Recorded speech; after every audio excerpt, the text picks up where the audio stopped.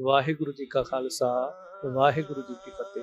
ਸੋ ਗੁਰੂ ਰੂਪ ਸਾਧ ਸੰਗਤ ਜੀ, ਅਕਾਲ ਪੁਰਖ ਪਰਮੇਸ਼ਰ ਦੀ ਕਿਰਪਾ ਦੇ ਸਦਕਾ ਅਤੇ ਸੰਗਤ ਟੀਵੀ ਦੇ ਸਹਿਯੋਗ ਦੇ ਨਾਲ ਧੰਨ ਗੁਰੂ ਨਾਨਕ ਦੇਵ ਮਹਾਰਾਜ ਜੀ ਦੀ ਪਾਵਨ ਬਾਣੀ ਸ਼੍ਰੀ ਆਸਾ ਕੀ ਵਾਰ ਜੀ ਦੀ ਲੜੀਵਾਰ ਕਥਾ ਸੰਗਤ ਟੀਵੀ ਦੇ ਉੱਪਰ। ਸੋ ਆਪ ਸੰਗਤ ਨੂੰ ਬੇਨਤੀ ਹੈ ਕਿ ਘਰਾਂ ਦੇ ਵਿੱਚ ਬੈਠ ਕਰਕੇ ਆਸਾ ਕੀ ਵਾਰ ਦੀ ਪਾਵਨ ਲੜੀਵਾਰ ਕਥਾ ਸਰਵਣ ਕਰਕੇ ਲਾਹੇ ਪ੍ਰਾਪਤ ਕਰੀਏ।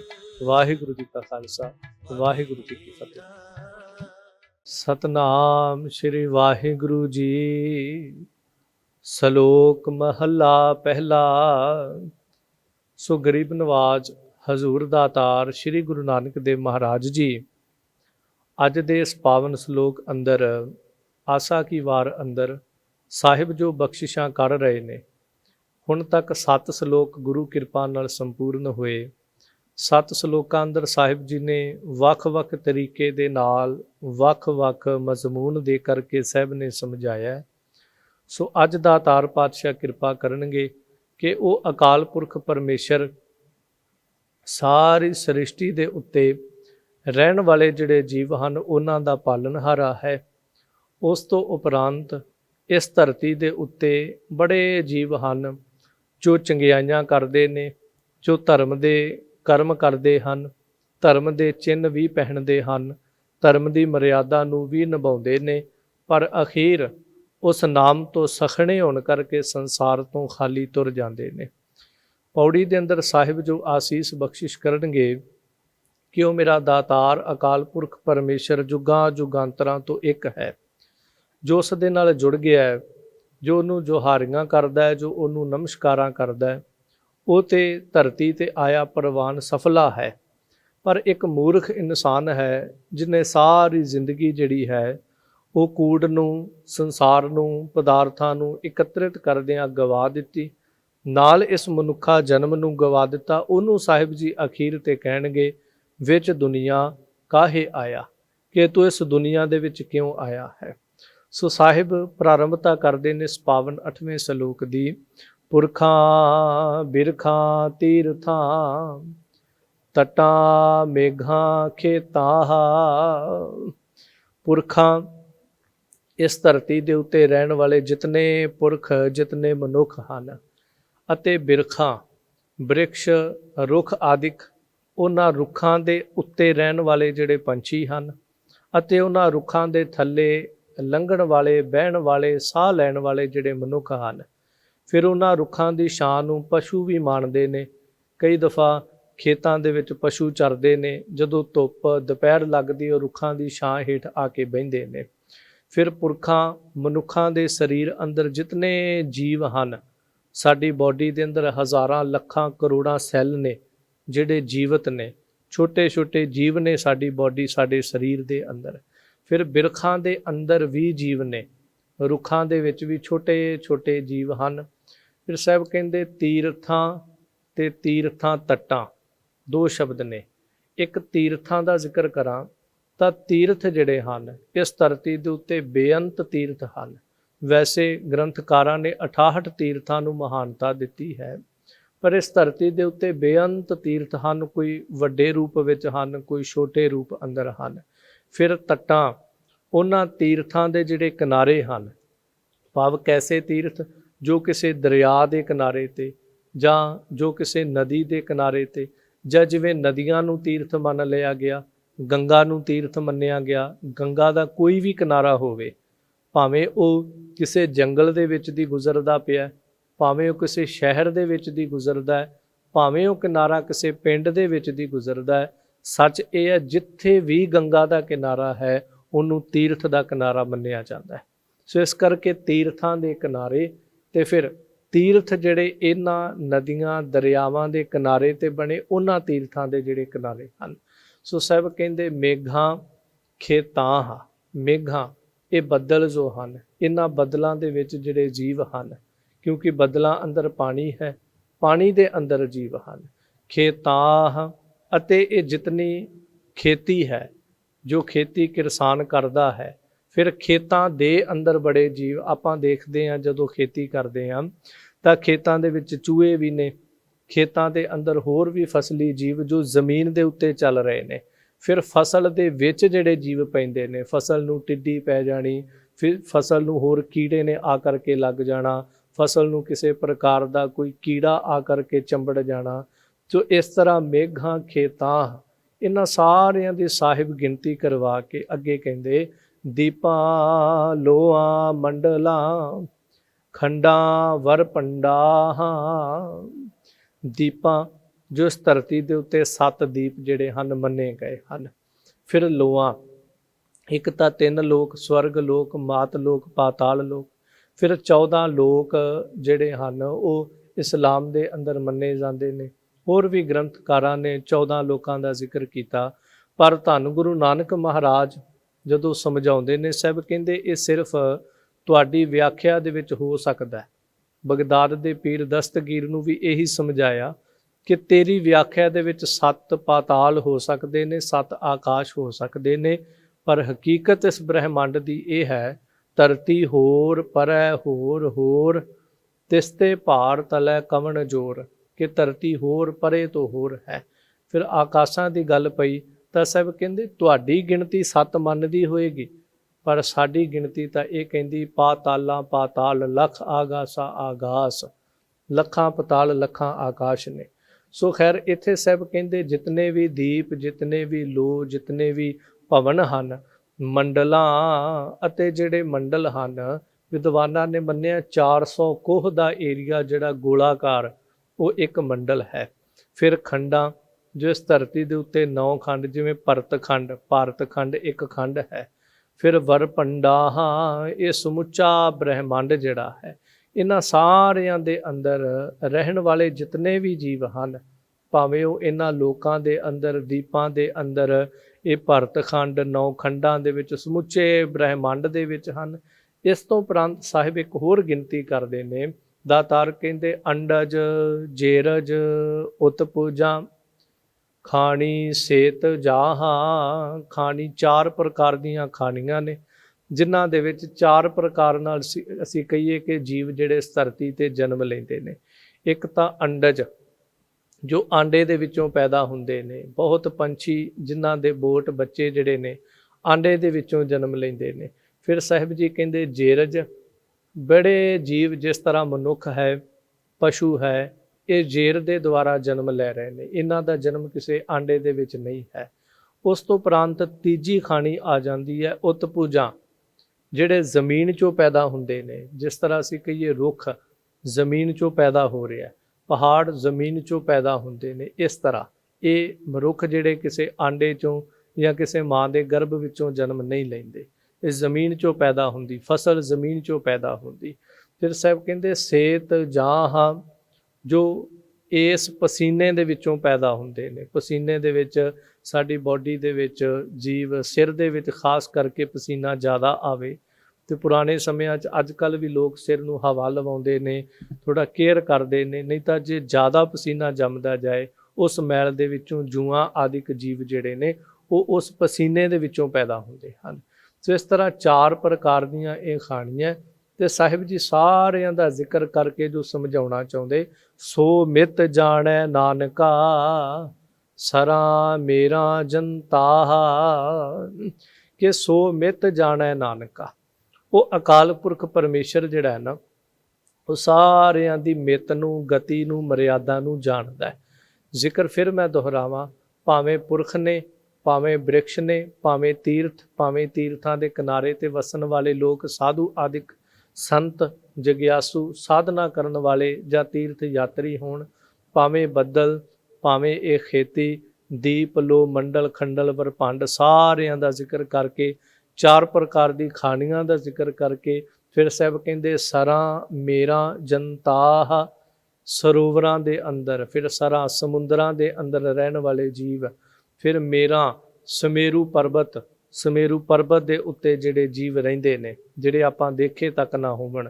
ਫਿਰ ਸਮੇਰੂ ਪਰਬਤ ਤੇ ਬੜੇ ਬੜੇ ਕਮਾਈ ਵਾਲੇ ਸਾਧ ਸੰਤ, ਬੇਸ਼ੱਕ ਚੋਟੀ ਤੱਕ ਨਹੀਂ ਜਾ ਸਕੇ, ਪਰ ਉਹਨਾਂ ਪਹਾੜਾਂ ਵਿੱਚ ਬਹਿ ਕੇ ਤਪੱਸਿਆ ਕਰਦੇ ਨੇ, ਸਾਧਨਾ ਕਰਦੇ ਨੇ। ਜਨਤਾ, ਉਹ ਬੜੀ ਪ੍ਰਕਾਰ ਦੇ ਜੀਵ ਜੰਤ ਉਹ ਸਮੇਰੂ ਪਰਬਤ ਦੀਆਂ ਬਰਫੀਲੀਆਂ ਚੋਟੀਆਂ ਦੇ ਵਿੱਚ ਟਿਕੇ ਹੋਏ ਨੇ। ਸੋ ਸਾਹਿਬ ਕਹਿੰਦੇ ਸੋ ਮਿਤ ਜਾਣੈ ਨਾਨਕਾ, ਉਹ ਮੇਰੇ ਅਕਾਲ ਪੁਰਖ ਪਰਮੇਸ਼ਰ ਤੋਂ ਕੁਝ ਛੁਪਿਆ ਨਹੀਂ ਹੈ। ਉਹ ਸਾਰਿਆਂ ਦੀ ਮਿੱਤ ਨੂੰ, ਸਾਰਿਆਂ ਦੀ ਮਰਿਆਦਾ ਨੂੰ ਤੇ ਸਾਰਿਆਂ ਦੇ ਅੰਦਰ ਦੀ ਅਵਸਥਾ ਜਾਂ ਸਾਰਿਆਂ ਦੇ ਜੀਵਨ ਦੀ ਹਲਚਲ ਜਾਂ ਸਾਰਿਆਂ ਦੀਆਂ ਲੋੜਾਂ ਜਿਹੜੀਆਂ ਨੇ ਉਹਨਾਂ ਨੂੰ ਬੜੀ ਭਲੀ ਪ੍ਰਕਾਰ ਜਾਣਦਾ ਹੈ। ਤੇ ਸਭ ਕਹਿੰਦੇ ਨਾਨਕ ਜੰਤ ਉਪਾਏ ਕੈ ਸੰਭਾਲੇ ਸਭਨਾ। ਉਹ ਸਾਰਿਆਂ ਨੂੰ ਪੈਦਾ ਕਰਕੇ ਤੇ ਸਾਰਿਆਂ ਦੀ ਆਪ ਸੰਭਾਲਣਾ ਕਰਦਾ ਹੈ। ਇਹ ਨਹੀਂ ਕਿ ਉਹਨੇ ਸਿਰਫ ਪੈਦਾ ਕਰ ਦਿੱਤਾ ਤੇ ਉਹ ਸੰਭਾਲਦਾ ਨਹੀਂ ਪਿਆ। ਉਹਨੇ ਪੈਦਾ ਤਾਂ ਕੀਤਾ ਕਿਉਂਕਿ ਉਹਦੇ ਕੋਲ ਸੰਭਾਲਣ ਦੀ ਸਮਰੱਥਾ ਸੀ। ਜਿਸ ਤਰ੍ਹਾਂ ਮੈਂ ਕਹਾਂ, ਆਪਾਂ ਕਈ ਦਫਾ ਕੋਈ ਗੱਡੀ, ਕੋਈ ਸਾਧਨ ਲੈਣਾ ਹੋਵੇ, ਉਹੀ ਬੰਦਾ ਲਏਗਾ ਜਿਸ ਦੇ ਕੋਲ ਤੇਲ ਪਾਉਣ ਦੀ ਸਮਰੱਥਾ ਹੋਵੇ। ਜਿਹੜਾ ਕਿ ਮੇਰੇ ਕੋਲ ਗੱਡੀ 'ਚ ਤੇਲ ਪਾਉਣ ਦੀ ਤਾਂ ਹੈਸੀਅਤ ਨਹੀਂ, ਪਰ ਮੈਂ ਇੰਨੇ ਲੱਖ ਦੀ ਗੱਡੀ ਲਵਾਂਗਾ। ਜਿਵੇਂ ਕਹਿ ਦਿਓ ਪਸ਼ੂ ਲੈਣਾ ਹੁੰਦਾ ਸੀ ਨਾ ਜਦੋਂ, ਤੇ ਇੱਕ ਸ਼ਬਦ ਕਿਹਾ ਜਾਂਦਾ ਸੀ, ਭਾਈ ਪਸ਼ੂ ਤੇ ਲੈ ਲਾ, ਮੱਝ ਗਾਂ ਤੇ ਕੋਈ ਖਰੀਦ ਲਾ, ਸਾਂਭ ਲਵੇਂਗਾ, ਪੱਠਿਆਂ ਦਾ ਪ੍ਰਬੰਧ ਕਰ ਲੇਂਗਾ, ਘਾਹ ਦਾ ਪ੍ਰਬੰਧ ਕਰ ਲੇਂਗਾ, ਤੂੜੀ ਦਾ ਪ੍ਰਬੰਧ ਕਰ ਲੇਂਗਾ। ਤੇ ਜੇ ਅਗਲਾ ਕਹਿੰਦਾ ਸੀ ਹਾਂ ਮੈਂ ਸਾਂਭ ਲਵਾਂਗਾ, ਤੇ ਘਰ ਦੇ ਉਹਨੂੰ ਕੋਈ ਪਸ਼ੂ ਲੈ ਦਿੰਦੇ ਸੀ ਬੱਚੇ ਨੂੰ। ਸੋ ਇਸ ਤਰ੍ਹਾਂ ਜੇ ਪਰਮੇਸ਼ਰ ਨੂੰ ਪਤਾ ਹੈ ਕਿ ਉਹ ਇੰਨੀ ਵੱਡੀ ਸ੍ਰਿਸ਼ਟੀ ਦੀ ਪਾਲਣਾ ਕਰ ਸਕਦਾ, ਉਹਨੇ ਤਾਂ ਹੀ ਪੈਦਾ ਕੀਤੀ ਹੈ। ਤੇ ਜੇ ਉਹ ਨਾ ਕਰ ਸਕਦਾ ਹੁੰਦਾ ਤੇ ਮਾਫ ਕਰਿਓ, ਸ਼ਾਇਦ ਉਹ ਪੈਦਾ ਨਾ ਕਰਦਾ ਸ੍ਰਿਸ਼ਟੀ। ਤਾਂ ਸਭ ਕਹਿੰਦੇ ਸੰਭਾਲੇ ਸਭਨਾ। ਉਹ ਸਾਰਿਆਂ ਜੀਵ ਜੰਤੂਆਂ ਨੂੰ ਆਪ ਪੈਦਾ ਕਰਦਾ, ਕੋਈ ਦੂਜਾ ਪੈਦਾ ਨਹੀਂ ਕਰਦਾ। ਤੇ ਆਪ ਸਾਰਿਆਂ ਦੀ ਸਾਰ ਸੰਭਾਲ ਕਰਦਾ। ਜਿਨ ਕਰਤਾ ਕਰਣਾ ਕੀਆ ਚਿੰਤਾ ਭੇ ਕਰਨੀ ਤਾਹ। ਜਿਸ ਕਰਤੇ ਅਕਾਲ ਪੁਰਖ ਪਰਮੇਸ਼ਰ ਨੇ ਕਰਨਾ ਕੀਆ, ਇਹ ਸਾਰਾ ਕੁਝ ਕਰਨ ਕਾਰਨ ਦਾ ਸਮਰੱਥਾ ਦੇ ਮਾਲਕ ਪਰਮੇਸ਼ਰ ਨੇ ਇਹ ਕਰਨਾ ਕੀਆ, ਇਹ ਸਾਰਾ ਕੁਝ ਪੈਦਾ ਕੀਤਾ। ਚਿੰਤਾ ਭੇ ਕਰਨੀ ਤਾਹ, ਉਹਨੂੰ ਸਾਰੇ ਸੰਸਾਰ ਦੀ ਜਗਤ ਦੀ ਚਿੰਤਾ ਹੈ। ਇਸ ਲਈ ਸਾਹਿਬ ਇੱਕ ਬਚਨ ਕਹਿੰਦੇ, ਨਾਨਕ ਚਿੰਤਾ ਮਤ ਕਰੋ, ਚਿੰਤਾ ਤਿਸ ਹੀ ਹੈ। ਕਿ ਚਿੰਤਾ ਨਾ ਕਰ, ਉਹਨੂੰ ਸਾਰੀ ਇਸ ਸੰਸਾਰ ਦੇ ਜੀਵਾਂ ਦੀ ਚਿੰਤਾ ਹੈ। ਜਲ ਮਹਿ ਜੰਤ ਉਪਾਇਨ ਤਿਨਾ ਪੇ ਰੋਜੀ ਦੇ। ਉਹ ਪਾਣੀ ਦੇ ਵਿੱਚ ਜੀਵ ਪੈਦਾ ਕਰਕੇ ਉਹਨਾਂ ਨੂੰ ਵੀ ਰਿਜ਼ਕ ਪਹੁੰਚਾ ਰਿਹਾ, ਉਹਨਾਂ ਨੂੰ ਵੀ ਰੋਜੀ ਦੇ ਰਿਹਾ। ਉੱਥੇ ਹੱਟ ਨਾ ਚੱਲਈ, ਨਾ ਕੋ ਕਿਰਸ ਕਰੇ, ਜੀਆਂ ਕਾ ਆਹਾਰ ਜੀ ਖਾਣਾ ਇਹੋ ਕਰੇ। ਉਹ ਸਮੁੰਦਰਾਂ ਦੇ ਅੰਦਰ ਕੋਈ ਹੱਟ ਨਹੀਂ ਚੱਲਦੇ, ਉਹ ਸਮੁੰਦਰਾਂ ਦੇ ਅੰਦਰ ਕੋਈ ਹੱਟੀਆਂ ਨਹੀਂ ਪਈਆਂ ਵੀ ਉੱਥੇ ਪੈਸੇ ਦੇ ਕੇ ਧਨ ਖਰੀਦਾ, ਉਹ ਰਾਸ਼ਨ ਜਾਂ ਭੋਜਨ ਆਦਿ ਕੋ ਜੀਵ ਜੰਤ ਖਰੀਦ ਲੈਣ। ਸੌਦਾ ਮੂਲ ਨਾ ਹੋਵੇ, ਨਾ ਕੋ ਕਿਰਸ ਕਰੇ, ਨਾ ਉੱਥੇ ਸੌਦਾ ਹੁੰਦਾ, ਨਾ ਕੋਈ ਲੈਣਾ ਦੇਣਾ ਕਿਸੇ ਪ੍ਰਕਾਰ ਦਾ ਕੋਈ ਵਪਾਰ ਹੁੰਦਾ। ਸਭ ਕਹਿੰਦੇ ਜੀਆਂ ਕਾ ਆਹਾਰ ਜੀ ਖਾਣਾ ਇਹੋ ਕਰੇ। ਉਹਨੇ ਇੱਕ ਵਿਧ ਬਣਾ ਦਿੱਤੀ, ਇੱਕ ਜੀਵ ਦੂਜੇ ਦਾ ਭਕਸ਼ਨ ਕਰਦਾ ਹੈ, ਦੂਜੇ ਦਾ ਭੋਜਨ ਬਣਾ ਰਿਹਾ ਹੈ। ਵਿੱਚ ਉਪਾਏ ਸਾਇਰਾ ਤਿਨਾ ਪੇ ਸਾਰ ਕਰੇ। ਉਹ ਸਮੁੰਦਰਾਂ 'ਚ ਜੀਵ ਪੈਦਾ ਕਰਕੇ ਉਹਨਾਂ ਦੀ ਵੀ ਸਾਰ ਸੰਭਾਲ ਕਰਦਾ ਹੈ। ਇਸ ਲਈ ਗਰੀਬ ਨਵਾਜ ਸਾਹਿਬ ਨੇ ਕਿਹਾ, ਨਾਨਕ ਚਿੰਤਾ ਮਤ ਕਰੋ, ਚਿੰਤਾ ਤੇ ਸਹੀ ਹੈ। ਚਿੰਤਾ ਨਾ ਕਰ, ਉਹਨੂੰ ਤੇਰੀ ਸਾਰੀ ਚਿੰਤਾ ਹੈ। ਜਿਹਨੇ ਤੈਨੂੰ ਜੀਵਨ ਦਿੱਤਾ ਹੈ, ਜਿਹਨੇ ਤੈਨੂੰ ਇਹ ਜ਼ਿੰਦਗੀ ਦਿੱਤੀ ਹੈ, ਉਹਨੇ ਤੇਰੇ ਆਉਣ ਤੋਂ ਪਹਿਲਾਂ ਦੁੱਧ ਦਾ ਪ੍ਰਬੰਧ ਕਰ ਦਿੱਤਾ ਹੈ, ਹੁਣ ਉਹ ਤੈਨੂੰ ਭੋਜਨ ਦਾ ਪ੍ਰਬੰਧ ਵੀ ਕਰ ਦੇਵੇਗਾ। ਇਸ ਲਈ ਸਭ ਕਹਿੰਦੇ ਉਹ ਸਾਰਿਆਂ ਦੀ ਚਿੰਤਾ ਉਹਨੂੰ ਆਪ ਹੈ ਤੇ ਉਹ ਸਾਰਿਆਂ ਦੀ ਸੰਭਾਲ ਕਰਦਾ। ਸੋ ਕਰਤਾ ਚਿੰਤਾ ਕਰੇ ਜਿਨ ਉਪਾਇਆ ਜਗ। ਉਹ ਕਰਤਾ ਅਕਾਲ ਪੁਰਖ ਪਰਮੇਸ਼ਰ, ਜਿਹਨੇ ਇਸ ਜਗਤ ਨੂੰ ਪੈਦਾ ਕੀਤਾ, ਉਹ ਚਿੰਤਾ ਕਰਦਾ। ਜਿਵੇਂ ਆਪਾਂ ਆਪਦੇ ਪਰਿਵਾਰ ਦੀ ਚਿੰਤਾ ਕਰਦੇ ਹਾਂ, ਭਾਈ ਇਹ ਬੱਚਿਆਂ ਨੂੰ ਅਸੀਂ ਪੈਦਾ ਕੀਤਾ, ਜਨਮ ਦਿੱਤਾ, ਇਹਨਾਂ ਨੂੰ ਅਸੀਂ ਇਹਨਾਂ ਨੂੰ ਸੰਭਾਲਣਾ, ਹੋਰ ਕਿੰਨੇ ਸੰਭਾਲਣਾ। ਇੱਕ ਮਾਤਾ ਪਿਤਾ ਇਹ ਸ਼ਬਦ ਕਹਿੰਦਾ। ਤੇ ਜੇ ਅਸੀਂ ਬੱਚਿਆਂ ਨੂੰ ਜੀਵਨ ਦੇ ਕਰਕੇ, ਜਨਮ ਦੇ ਕਰਕੇ ਇੱਕ ਮਾਂ ਇੱਕ ਪਿਤਾ ਕਹਿ ਰਿਹਾ ਅਸੀਂ ਸੰਭਾਲਣਾ, ਤੇ ਇਸੇ ਤਰ੍ਹਾਂ ਉਹ ਵੀ ਤੁਮ ਮਾਤ ਪਿਤਾ ਹਮ ਬਾਰਿਕ ਤੇਰੇ। ਉਹ ਸਾਡਾ ਮਾਂ, ਉਹ ਸਾਡਾ ਪਿਤਾ ਹੈ, ਸਾਡਾ ਮਾਤਾ ਪਿਤਾ ਹੈ, ਅਸੀਂ ਉਹਦੇ ਬੱਚੇ ਹਾਂ, ਤੇ ਉਹ ਵੀ ਤਾਂ ਫਿਰ ਸਾਡੀ ਸੰਭਾਲਣਾ ਕਰੇਗਾ ਹੀ ਨਾ।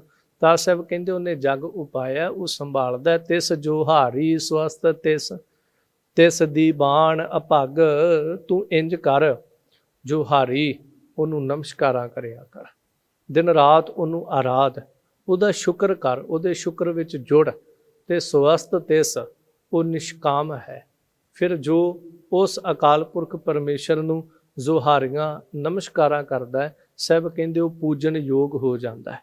ਕਿਉਂ? ਬਚਨ ਪੜ੍ਹਦੇ, ਜਿਨ ਨਾਨਕ ਸਤਿਗੁਰ ਪੂਜਿਆ ਤਿਨ ਹਰ ਪੂਜ ਕਰਾਵਾ। ਜਿਨ੍ਹਾਂ ਨੇ ਉਸ ਅਕਾਲ ਪੁਰਖ ਪਰਮੇਸ਼ਰ ਨੂੰ ਪੂਜਿਆ, ਨਮਸਕਾਰਾਂ ਕੀਤੀਆਂ ਨੇ, ਉਹਨਾਂ ਦੀ ਸੋਭਾ ਜੁਗ ਜੁਗ ਹੋਈ, ਕੋਈ ਨਾ ਮੇਟਨ ਹਾਰਾ। ਸਾਹਿਬ ਬਚਨ ਵੀ ਕਹਿੰਦੇ ਨੇ।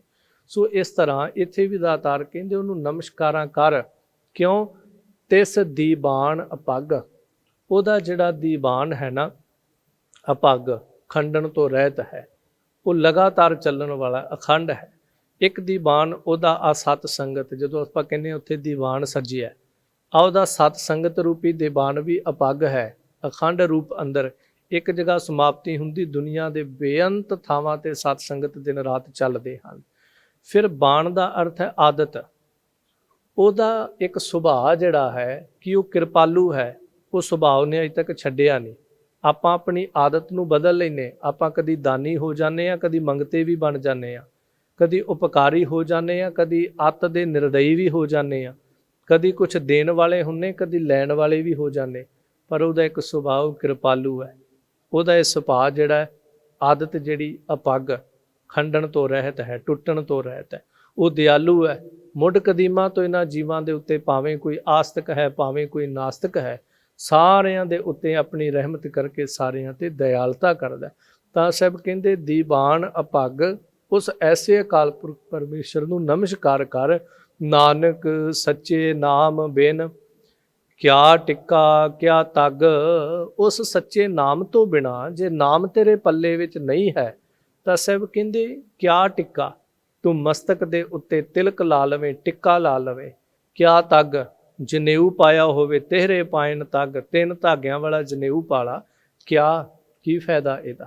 ਕਿਉਂਕਿ ਮੁੱਖ ਤਾਂ ਕਾਰਜ ਨਾਮ ਜਪਣਾ ਹੈ, ਤੇ ਨਾਮ ਤੋਂ ਸਖਣੇ ਤਾਂ ਸਾਰੇ ਕਰਮ ਇੰਜ ਨੇ। ਜਿਸ ਤਰ੍ਹਾਂ ਕਹਿ ਦਿਓ ਇੱਕ ਬਰਾਤ ਚੱਲਦੀ ਹੈ, ਲਾੜਾ ਵਿੱਚ ਹੈ ਨਹੀਂ, ਤੇ 100-200 ਬੰਦਾ ਜਿਹੜਾ ਉਹ ਤਨ ਤੇ ਹਾਰ ਸ਼ਿੰਗਾਰ ਕਰਕੇ ਸੋਹਣੇ ਵਸਤਰ ਪਾ ਕੇ ਜਾ ਰਿਹਾ ਹੈ। ਤੇ ਕਿਸੇ ਨੇ ਪੁੱਛਿਆ ਵੀ ਲਾੜਾ ਕੌਣ ਹੈ? ਕਹਿੰਦੇ ਲਾੜਾ ਤਾਂ ਹੈ ਨਹੀਂ। ਤੇ ਉਹ ਅੱਗੋਂ ਕਹਿੰਦਾ ਫਿਰ ਬਰਾਤ ਹੀ ਕਾਹਦੀ? ਜੇ ਲਾੜਾ ਹੀ ਨਹੀਂ ਤੇ ਬਰਾਤ ਕਾਹਦੀ? ਜੇ ਲਾੜਾ ਹੈ ਤਾਂ ਬਰਾਤ ਹੈ, ਭਾਵੇਂ 10 ਬੰਦੇ ਹੀ ਤੁਰਦੇ ਹੋਣ। ਜੇ ਤੇਰੇ ਕੋਲ ਨਾਮ ਨਹੀਂ ਤਾਂ ਤੇਰੇ ਧਰਮ ਦੇ ਪਹਿਨੇ ਹੋਏ ਚਿੰਨ੍ਹ ਜਿਹੜੇ ਨੇ ਉਹ ਉਸ ਤਰ੍ਹਾਂ ਨੇ ਜਿਵੇਂ ਲਾੜੇ ਤੋਂ ਸਖਣੀ ਬਰਾਤ ਹੋਵੇ।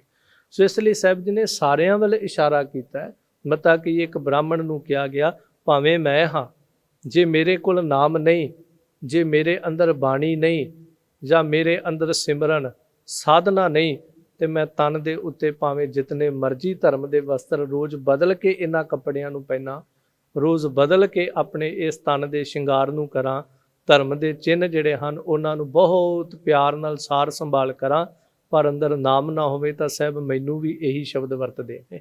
ਤਾਂ ਸਾਹਿਬ ਜੀ ਕਹਿੰਦੇ ਕਿਆ ਟਿੱਕਾ ਕਿਆ ਤੱਗ, ਨਾਨਕ ਸੱਚੇ ਨਾਮ ਬਿਨ। ਜੇ ਤੇਰੇ ਕੋਲ ਨਾਮ ਨਹੀਂ ਤਾਂ ਤੇਰੇ ਧਰਮ ਦੇ ਚਿੰਨ੍ਹ ਜਿਹੜੇ ਉਹ ਤੈਨੂੰ ਬਹੁਤ ਹੀ ਦੂਰ ਤੱਕ ਪਰਮਾਤਮਾ ਦੀ ਅਪੇਰਤਾ ਤੱਕ ਨਹੀਂ ਲਿਜਾ ਸਕਦੇ। ਹਾਂ, ਇਹ ਜ਼ਰੂਰ ਹੈ ਕਿ ਇਹ ਚਿੰਨ੍ਹ, ਇਹ ਧਰਮ ਦਾ ਬਾਣਾ ਜਿਹੜਾ ਹੈ ਇਹ ਬਹੁਤ ਹੱਦ ਤੱਕ ਤੇਰਾ ਸਹਾਇਕ ਹੈ, ਇਹਦੇ ਤੋਂ ਮੁਕਰਿਆ ਨਹੀਂ ਜਾ ਸਕਦਾ। ਬਾਣਾ ਬਾਣੀ ਦੇ ਨਾਲ ਜੋੜੇਗਾ ਤੈਨੂੰ, ਪਰ ਜੇ ਸਿਰਫ ਤੂੰ ਇੰਜ ਕਹਿ ਦੇ ਮੈਂ ਬਾਣਾ ਧਾਰਨ ਕਰ ਲਿਆ, ਬਸ ਹੁਣ ਮੈਨੂੰ ਕਿਸੇ ਚੀਜ਼ ਦੀ ਲੋੜ ਨਹੀਂ, ਇਹ ਇੰਜ ਹੋਵੇਗਾ ਜਿਵੇਂ ਇੱਕ ਫੌਜੀ ਵਰਦੀ ਲੈ ਲਵੇ ਤੇ ਆਖੇ ਮੈਨੂੰ ਹਥਿਆਰਾਂ ਦੀ ਟ੍ਰੇਨਿੰਗ ਕਰਨ ਦੀ ਲੋੜ ਨਹੀਂ, ਮੈਨੂੰ ਸ਼ਸਤਰ ਵਿੱਦਿਆ ਅਭਿਆਸ ਕਰਨ ਦੀ ਲੋੜ ਨਹੀਂ। ਕਿਉਂ? ਕਿਉਂਕਿ ਮੈਂ ਵਰਦੀ ਪਾ ਲਈ ਹੈ, ਮੈਂ ਡਰੈਸ ਜਿਹੜੀ ਉਹ ਪਹਿਨ ਲਈ ਫੌਜੀਆਂ ਵਾਲੀ, ਹੁਣ ਮੈਨੂੰ ਕਿਸੇ ਚੀਜ਼ ਦੀ ਲੋੜ ਨਹੀਂ।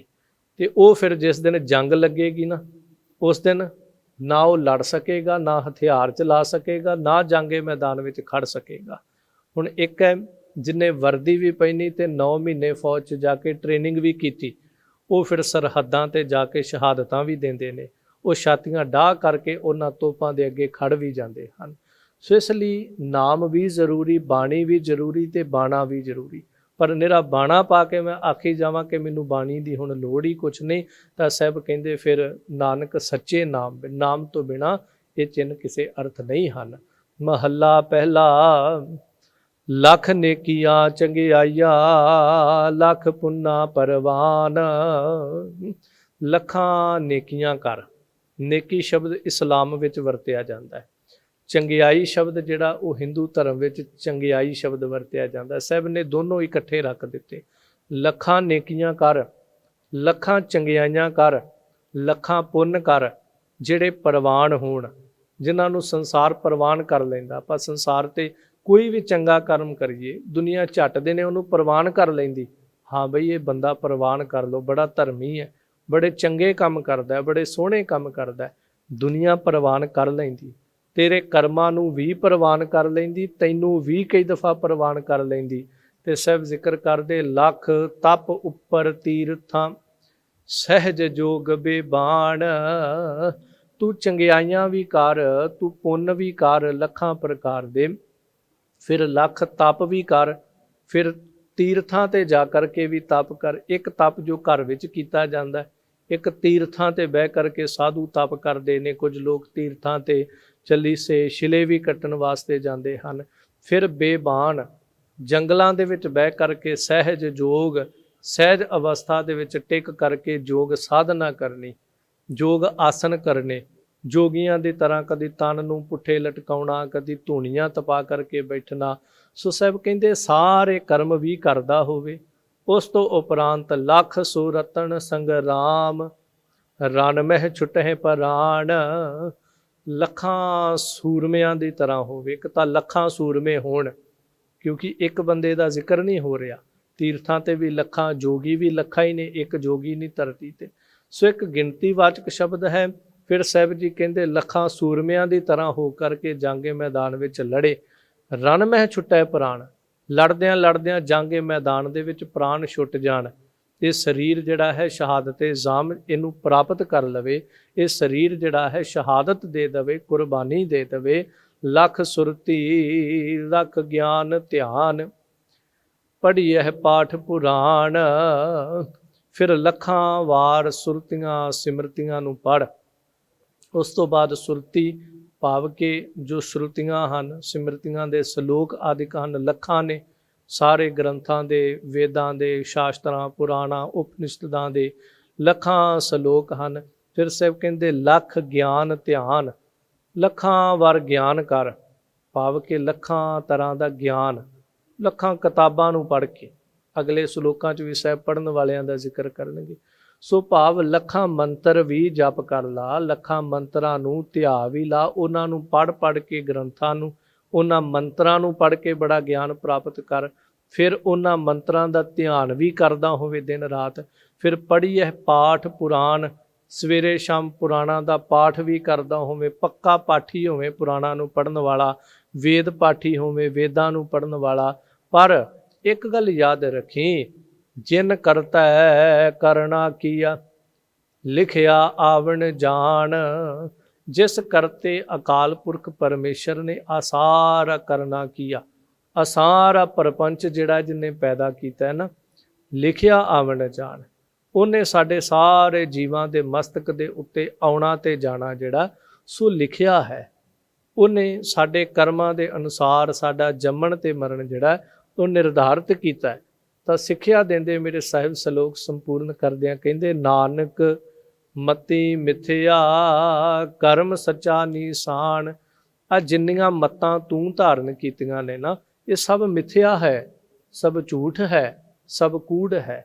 ਕੀ ਮੈਂ ਫਿਰ ਜ਼ਿਕਰ ਕਰਾਂ, ਚੰਗਿਆਈਆਂ ਕਰ, ਲੱਖਾਂ ਪੁੰਨ ਕਰ, ਜਪ ਕਰ, ਤਪ ਕਰ, ਤੀਰਥਾਂ ਤੇ ਜਾ, ਜੰਗਲਾਂ ਦੇ ਵਿੱਚ ਜਾ ਕਰਕੇ ਯੋਗ ਸਾਧਨ ਕਰਨੇ, ਸਹਿਜ ਅਵਸਥਾ ਮੰਨਣੀ, ਜਾਂਗੇ ਮੈਦਾਨ ਵਿੱਚ ਸ਼ਹਾਦਤਾਂ ਪ੍ਰਾਪਤ ਕਰਨੀਆਂ, ਵੇਦ ਪੜ੍ਹਨੇ, ਪਾਠ ਕਰਨੇ, ਸ਼ਰੂਤੀਆਂ ਸਿਮਰਤੀਆਂ ਪੜ੍ਹਨੀਆਂ, ਪੁਰਾਣ ਪੜ੍ਹਨੇ, ਸਾਰਾ ਕੁਝ ਪੜ੍ਹਨ ਤੋਂ ਬਾਅਦ ਗਿਆਨ ਪ੍ਰਾਪਤ ਕਰਨਾ, ਧਿਆਨ ਲਾਉਣੇ। ਪਰ ਸਾਹਿਬ ਕਹਿੰਦੇ ਨਾਨਕ ਮਤੀ ਮਿਥਿਆ, ਇਹ ਸਾਰਾ ਕੁਝ ਮਿਥਿਆ ਹੈ। ਕਰਮ ਸੱਚਾ ਨਿਸ਼ਾਨ, ਸੱਚਾ ਕੀ ਹੈ? ਇੱਕ ਉਹਦਾ ਕਰਮ, ਭਾਵ ਉਹਦੀ ਕਿਰਪਾ ਦ੍ਰਿਸ਼ਟੀ, ਉਹਦੀ ਰਹਿਮਤ, ਉਹਦੀ ਸਵੱਲੀ ਨਿਗਾਹ। ਫਿਰ ਜਿਨ੍ਹਾਂ ਜੀਵਾਂ ਦੇ ਮਸਤਕ ਦੇ ਉੱਤੇ ਉਹਨੇ ਆਪਣੀ ਕਿਰਪਾ ਦਾ ਨਿਸ਼ਾਨ ਲਾ ਦਿੱਤਾ, ਉਹ ਕਿਰਪਾ ਦਾ ਨਿਸ਼ਾਨ ਉਹਦਾ ਸੱਚਾ ਹੈ। ਫਿਰ ਜਿਨ੍ਹਾਂ ਦੀ ਝੋਲੀ ਵਿੱਚ ਉਹਨੇ ਵਡਿਆਈ ਦੀ ਦਾਤ ਪਾ ਕਰਕੇ ਕੋਈ ਨਿਸ਼ਾਨ ਲਾ ਦਿੱਤਾ ਉਹਨਾਂ ਜ਼ਿੰਦਗੀ ਦੇ ਉੱਤੇ, ਉਹ ਸੱਚਾ ਹੈ। ਉਹਨਾਂ ਦੀ ਸ਼ੋਭਾ ਜੁਗ ਜੁਗ ਹੋਈ, ਕੋਈ ਨਾ ਮੇਟਣ ਹਾਰਾ। ਇਸ ਲਈ ਸਾਹਿਬ ਕਹਿੰਦੇ ਉਹਦਾ ਨਿਸ਼ਾਨ, ਉਹਦਾ ਸਰੂਪ, ਨਿਸ਼ਾਨ ਦਾ ਅਰਥ ਸਰੂਪ ਵੀ ਕਹਿ ਸਕਦੇ, ਉਹਦਾ ਸਰੂਪ ਵੀ ਸੱਚਾ, ਉਹਦੀ ਕਿਰਪਾ ਵੀ ਸੱਚੀ। ਕਿਉਂ? ਕਿਉਂਕਿ ਉਹ ਸਾਰੇ ਜਗਤ ਦਾ ਰਚਨਹਾਰ ਹੈ। ਬਾਕੀ ਜੋ ਕੁਝ ਤੂੰ ਆਪਣੀ ਸਮਝ ਦੇ ਨਾਲ ਕਰ ਰਿਹਾ, ਆਪਣੀ ਸਮਝ ਦੇ ਨਾਲ ਥਾਪ ਰਿਹਾ, ਸਾਹਿਬ ਕਹਿੰਦੇ ਸਾਰਾ ਕੁਝ ਜਿਹੜਾ ਝੂਠਾ ਹੈ। ਪੌੜੀ ਸੱਚਾ ਸਾਹਿਬ ਏਕ ਤੂੰ, ਜਿਨ ਸੱਚੋ ਸੱਚ ਵਰਤਾਇਆ। ਵਾਰ ਅੰਦਰ, ਪੌੜੀ ਅੰਦਰ ਸਾਹਿਬ ਜ਼ਿਕਰ ਕਰਦੇ ਕਿ ਐ ਅਕਾਲ ਪੁਰਖ ਪਰਮੇਸ਼ਰ, ਤੂੰ ਇੱਕ ਸੱਚਾ ਸਾਹਿਬ ਹੈ। जिन्ने हर युग दे अंदर, भावें सतयुग सी, भावें द्वापर सी, त्रेता सी, ये कलयुग है, इन्हां युगां दे विच तू अपना सच्चा स्वरूप ही वरताया। लोग झूठे हुंदे गए युगां विच, पर तेरा स्वरूप सदा सच ही रहा। फिर तू अपना हुक्म हर युग दे विच सच्चा हुक्म वरताया। तू युगां दे हिसाब नाल, मनुखां दे हिसाब नाल बदलिया नहीं। सतयुग दे अंदर भी तेरा हुक्म सच सी, अज भी तेरा हुक्म सच है। उस वक्त भी तेरा न्याय जिहड़ा वो बिल्कुल सच्चा सी। युग बीत गए, सदियां बीत गईयां, तेरा न्याय अज भी सच्चा है। इस करके सच्चो सच वरताया। ऐ अकाल पुरख परमेश्वर, तू सच्चा है, तू साहिब है, तू मालिक है, जिन्हें सदा इन्हां जीवां दे अंदर आत्म स्वरूप होकर के सच दा वरतारा साडे शरीरां च वरताया होया। फिर सारे जगत दे अंदर जिहड़ा तू वरतारा वरता रहे हैं, ये तेरा सच्चा है। दिसदा होया जगत एक समय दे वास्ते सच है। फिर इस जगत दे अंदर तेरी जिहड़ी जोत है वो सच स्वरूप है। पर साहिब जिक्र करके कहंदे सारियां नूं समझ नहीं आउंदा। ये तेरा सच सारियां दी नज़र ही नहीं पैंदा। केवल वो ने जिस तू देह तिस मिलै सच, ता तिन्नी सच कमाया। जिन्हां नूं तू दे दवें उन्हां नूं सच तेरे घर दे विचों मिल जांदा है। ते ओ तिन्नी सच कमाया, उन्हां ने सच नूं कमाया। जिन्हां दी झोली च तू पा दिता सच है। फिर ये भी है, जिन्हें सच मंगिया ਉਹਦੀ ਝੋਲੀ ਵਿੱਚ ਹੀ ਪਵੇਗਾ। ਜਿਹੜਾ ਮੰਗਦਾ ਹੀ ਨਹੀਂ ਸੱਚ, ਉਹਦੀ ਝੋਲੀ 'ਚ ਪਵੇਗਾ ਕਿੱਥੋਂ। ਸੋ ਜਿਨ੍ਹਾਂ ਮੰਗਿਆ ਤੇਰੇ ਦਰ ਤੇ ਆ ਕੇ ਜਾਚਕ ਭਿਖਾਰੀ ਬਣੇ। ਫਿਰ ਜਿਨ੍ਹਾਂ ਦੀਆਂ ਝੋਲੀਆਂ 'ਚ ਤੂੰ ਇਹ ਸੱਚ ਪਾ ਦਿੱਤਾ, ਉਹਨਾਂ ਨੇ ਸਾਹਿਬ ਕਹਿੰਦੇ ਇਸ ਸੱਚ ਨੂੰ ਕਮਾਇਆ। ਸਤਿਗੁਰ ਮਿਲਿਆ ਸੱਚ ਪਾਇਆ, ਜਿਨ ਕੈ ਹਿਰਦੈ ਸੱਚ ਵਸਾਇਆ। ਜਿਨ੍ਹਾਂ ਦੇ ਹਿਰਦੇ ਵਿੱਚ ਇਹ ਦਾਤਾ ਤੂੰ ਸੱਚ ਨੂੰ ਵਸਾ ਦਿੱਤਾ ਹੈ ਨਾ, ਸਤਿਗੁਰ ਮਿਲਿਆ ਸੱਚ ਪਾਇਆ। ਉਹ ਕਿਵੇਂ ਵਸਿਆ? ਉਹ ਪੂਰੇ ਗੁਰੂ ਨੂੰ ਮਿਲੇ, ਸੱਚੇ ਗੁਰੂ ਨੂੰ ਮਿਲੇ, ਤੇ ਪੂਰੇ ਗੁਰੂ ਨੂੰ ਮਿਲ ਕਰਕੇ ਉਹਨਾਂ ਨੇ ਸੱਚ ਪ੍ਰਾਪਤ ਕੀਤਾ। ਜਦੋਂ ਗੁਰੂ ਤੋਂ ਸੱਚ ਸ਼ਬਦ ਪ੍ਰਾਪਤ ਕੀਤਾ, ਫਿਰ ਜਿਨ੍ਹਾਂ ਦੇ ਹਿਰਦੇ 'ਚ ਵਸ ਗਿਆ। ਕਿਉਂਕਿ ਮੈਂ ਕਈ ਦਫਾ ਪਿੱਛੇ ਵੀ ਜ਼ਿਕਰ ਕੀਤਾ, ਸ਼ਬਦ ਦੀ ਪ੍ਰਾਪਤੀ ਹਰ ਇੱਕ ਨੂੰ ਹੈ। ਜਿਤਨਿਆਂ ਨੇ ਵੀ ਗੁਰੂ ਕੀ ਬਾਣੀ ਤੇ ਬਾਣਾ ਧਾਰਨ ਕੀਤਾ ਹੈ, ਜਦੋਂ ਕਲਗੀਧਰ ਪਾਤਸ਼ਾਹ ਦੇ ਖੰਡੇ ਬਾਟੇ ਦੀ ਪਾਹੁਲ ਲਈ ਸਾਰਿਆਂ ਨੂੰ ਗੁਰਮੰਤਰ ਤੇ ਮੂਲ ਮੰਤਰ ਦਾ ਜਾਪ ਸਾਹਿਬ ਦੀ ਹਜ਼ੂਰੀ ਵਿੱਚੋਂ ਪ੍ਰਾਪਤ ਹੋਇਆ। ਪਰ ਉਹਨੂੰ ਕਮਾਇਆ ਕਿੰਨਿਆਂ ਨੇ, ਹਿਰਦੇ 'ਚ ਕਿੰਨਿਆਂ ਨੇ ਵਸਾਇਆ? ਸਵਾਲ ਪੈਦਾ ਹੋ ਜਾਂਦਾ। ਤਾਂ ਸਾਹਿਬ ਕਹਿੰਦੇ ਪੂਰੇ ਗੁਰੂ ਤੋਂ ਸੱਚ ਨੂੰ ਪਾ ਕੇ ਜਿਨ੍ਹਾਂ ਨੇ ਇਸ ਸੱਚ ਨੂੰ ਹਿਰਦੇ ਦੇ ਅੰਦਰ ਵਸਾਇਆ, ਉਹਨਾਂ ਦਾ ਆਇਆ ਤੇ ਜਗਤ ਤੇ ਸੰਸਾਰ ਤੇ ਸਫਲਿਆ ਹੋ ਗਿਆ। ਪਰ ਕੁਝ ਸਾਡੇ ਵਰਗੇ ਜੀਵ ਨੇ ਜਿਨ੍ਹਾਂ ਵੱਲ ਇਸ਼ਾਰਾ ਕਰਕੇ ਕਹਿੰਦੇ ਮੂਰਖ ਸੱਚ ਨਾ ਜਾਣਨੀ, ਮਨ ਮੁਖੀ ਜਨਮ ਗਵਾਇਆ। ਮੂਰਖਾਂ ਨੇ ਸੱਚ ਨੂੰ ਜਾਣਿਆ ਹੀ ਨਹੀਂ। ਮਨਮੁਖਾਂ ਨੇ ਆਪਣਾ ਜਨਮ ਜਿਹੜਾ ਸੀ ਇੰਝ ਹੀ ਗਵਾ ਲਿਆ। ਸੰਸਾਰ ਨੂੰ ਹੰਡਾਉਂਦਿਆਂ, ਪਦਾਰਥਾਂ ਨੂੰ ਭੋਗਦਿਆਂ, ਵਾਸ਼ਨਾਵਾਂ ਨੂੰ ਭੋਗਦਿਆਂ ਇਹ ਸਵਾਸ ਇੱਕ ਇੱਕ ਕੀਮਤੀ ਜਿਹੜਾ ਸੀ ਇਹਨੂੰ ਗਵਾ ਲਿਆ। ਤੇ ਮਨਮੁਖਾਂ ਨੇ ਇਸ ਜਨਮ ਦੀ, ਮੂਰਖਾਂ ਨੇ ਇਸ ਜਨਮ ਦੀ ਕਦਰ ਕੀਮਤ ਜਿਹੜੀ ਜਾਣੀ ਨਾ, ਤੇ ਹਲੂਣਾ ਦੇ ਕੇ ਸਾਹਿਬ ਇੱਕ ਤਾਨਾ ਮਾਰ ਕੇ ਕਹਿੰਦੇ ਭਲਿਆ ਵਿੱਚ ਦੁਨੀਆ ਕਾਹੇ ਆਇਆ। ਜੇ ਤੂੰ ਸੱਚ ਹੀ ਨਹੀਂ ਸੀ ਕਮਾਉਣਾ, ਫਿਰ ਕਰਨ ਕੀ ਆਇਆ?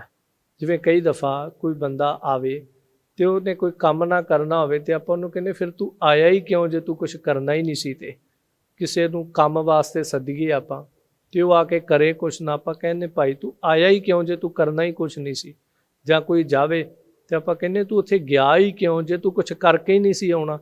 ਮਤਲਬ ਜੇ ਤੂੰ ਕੰਮ ਨਹੀਂ ਕੀਤਾ, ਭਾਵੇਂ ਤੂੰ ਆਇਆ ਤੇ ਭਾਵੇਂ ਤੂੰ ਗਿਆ, ਤੂੰ ਵਿਅਰਥ ਸਫ਼ਰ ਤੈਅ ਕੀਤਾ। ਇਸ ਲਈ ਸਾਹਿਬ ਕਹਿੰਦੇ ਜੂਨਾਂ ਵੀ ਭੋਗੀਆਂ, ਮਨੁੱਖਾ ਜਨਮ ਵੀ ਮਿਲਿਆ, ਮਾਤ ਗਰਭ ਦਾ ਦੁੱਖ ਵੀ ਝੱਲਿਆ, ਪਰ ਜਿਸ ਕਾਰਜ ਦੇ ਵਾਸਤੇ ਆਇਆ ਸੀ ਜਾ ਕਉ ਆਏ ਸੋਈ ਬਿਹਾਜੋ, ਹਰ ਗੁਰ ਤੇ ਮਨਹਿ ਬਸੇਰਾ। ਜਿਸ ਕਾਰਜ ਵਾਸਤੇ ਆਇਆ ਸੋ ਕਾਰਜ ਕੀਤਾ ਨਹੀਂ। ਤਾਂ ਹਲੂਣਾ ਦੇ ਕੇ ਪ੍ਰਸ਼ਨ ਕਰਦਿਆਂ ਹੋਇਆ ਸਾਹਿਬ ਕਹਿੰਦੇ ਮੈਨੂੰ ਦੱਸ ਤਾਂ ਸਹੀ, ਵਿੱਚ ਦੁਨੀਆ ਕਾਹੇ ਆਇਆ? ਦੁਨੀਆ ਦੇ ਵਿੱਚ ਤੂੰ ਕਿਉਂ ਆਇਆ? ਸੋ ਇਸ ਤਰ੍ਹਾਂ ਸਾਹਿਬ ਜੀ ਨੇ ਇਸ ਸਲੋਕ ਦੇ ਅੰਦਰ ਸਮਝਾਇਆ ਕਿ ਕਰਮ ਕਰ, ਪਰ ਕਰਮ ਕਰਦਿਆਂ ਹੋਇਆਂ ਉਸ ਕਰਤੇ ਅਕਾਲ ਪੁਰਖ ਦੇ ਨਾਲ ਜੁੜਨਾ ਕਰ। ਚਿੰਤਾ ਨਾ ਕਰ, ਚਿੰਤਾ ਚਿਤਾ ਦੇ ਸਮਾਨ ਹੈ, ਉਹਨੂੰ ਤੇਰੀ ਚਿੰਤਾ ਹੈ। ਉਹ ਪਹਿਲਾਂ ਵੀ ਤੈਨੂੰ ਸਾਂਭਦਾ ਸੀ, ਅੱਜ ਵੀ ਤੇ ਅਗਾਂਹ ਵੀ ਸਾਂਭੇਗਾ। ਉਹਨੂੰ ਜੋਹਾਰੀਆਂ ਕਰ, ਨਮਸਕਾਰਾਂ ਕਰ, ਉਹ ਕਲਿਆਣ ਸਰੂਪ ਹੈ। ਇਸ ਤਰ੍ਹਾਂ ਸਾਹਿਬ ਨੇ ਕਿਹਾ ਮਨਮੁਖਾਂ ਨੇ ਜਨਮ ਗਵਾ ਲਿਆ, ਤੇ ਜੇ ਤੇਰਾ ਜਨਮ ਗਵਾਚ ਰਿਹਾ ਹੈ, ਵਿਅਰਥ ਬਤੀਤ ਹੁੰਦਾ ਹੈ, ਤਾਂ ਗੁਰੂ ਦੀ ਹਜ਼ੂਰੀ ਆ ਤੇ ਇਸ ਜਨਮ ਨੂੰ ਸਫਲਿਆਂ ਕਰਦਾ। ਸੋ ਇਸ ਤਰ੍ਹਾਂ ਗੁਰੂ ਕਿਰਪਾ ਨਾਲ 8 ਸ਼ਲੋਕ ਸੰਪੂਰਨ ਹੋਏ ਨੇ। ਹੋਈਆਂ ਭੁੱਲਾਂ ਦੀ ਖਿਮਾ ਸਾਹਿਬ ਆਸੀਸਾਂ ਦੇ ਕੇ ਨਿਵਾਜਨ। ਮੂਰਖ ਸੱਚ ਨਾ ਜਾਣਨੀ, ਮਨ ਮੁਖੀ ਜਨਮ ਗਵਾਇਆ, ਵਿੱਚ ਦੁਨੀਆ ਕਾਹੇ ਆਇਆ। ਵਾਹਿਗੁਰੂ ਜੀ ਕਾ ਖਾਲਸਾ, ਵਾਹਿਗੁਰੂ ਜੀ ਕੀ ਫਤਿਹ। ਵਾਹਿਗੁਰੂ ਜੀ ਕਾ ਖਾਲਸਾ, ਵਾਹਿਗੁਰੂ ਜੀ ਕੀ ਫਤਿਹ। ਸੋ ਗੁਰੂ ਰੂਪ ਸਾਧ ਸੰਗਤ ਜੀ, ਅਕਾਲ ਪੁਰਖ ਪਰਮੇਸ਼ਰ ਦੀ ਕਿਰਪਾ ਦੇ ਸਦਕਾ ਅਤੇ ਸੰਗਤ ਟੀਵੀ ਦੇ ਸਹਿਯੋਗ ਦੇ ਨਾਲ ਧੰਨ ਗੁਰੂ ਨਾਨਕ ਦੇਵ ਮਹਾਰਾਜ ਜੀ ਦੀ ਪਾਵਨ ਬਾਣੀ ਸ਼੍ਰੀ ਆਸਾ ਕੀ ਵਾਰ ਜੀ ਦੀ ਲੜੀਵਾਰ ਕਥਾ ਸੰਗਤ ਟੀਵੀ ਦੇ ਉੱਪਰ। ਸੋ ਆਪ ਸੰਗਤ ਨੂੰ ਬੇਨਤੀ ਹੈ ਕਿ ਘਰਾਂ ਦੇ ਵਿੱਚ ਬੈਠ ਕਰਕੇ ਆਸਾ ਕੀ ਵਾਰ ਦੀ ਪਾਵਨ ਲੜੀਵਾਰ ਕਥਾ ਸਰਵਣ ਕਰਕੇ ਲਾਹੇ ਪ੍ਰਾਪਤ ਕਰੀਏ। ਵਾਹਿਗੁਰੂ ਜੀ ਕਾ ਖਾਲਸਾ, ਵਾਹਿਗੁਰੂ ਜੀ ਕੀ ਫਤਿਹ।